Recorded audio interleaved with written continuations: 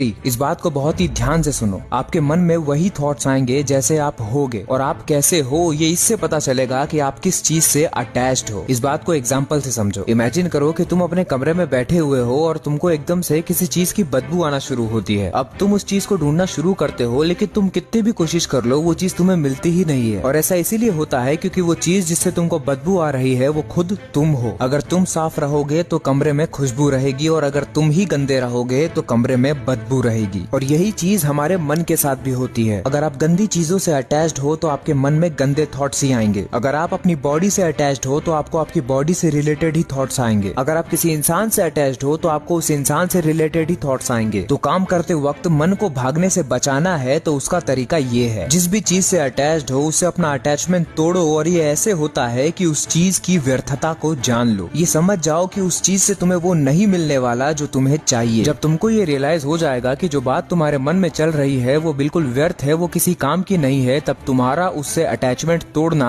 आसान हो जाएगा। और फिर तुम सही चीजों की तरफ जाने के लिए, सही काम करने के लिए तैयार हो जाओगे। भले ही तुम्हारा मन वो काम करने को ना कर रहा हो, लेकिन तुमको ये बात पता है कि वो काम करना जरूरी है, और जो चीज तुमको अपनी तरफ खींच रही है वो व्यर्थ है। तो अब तुम मन से ऊपर उठ चुके होगे, और अब मन कुछ भी कहता रहे तुम वही करोगे जो सही हो।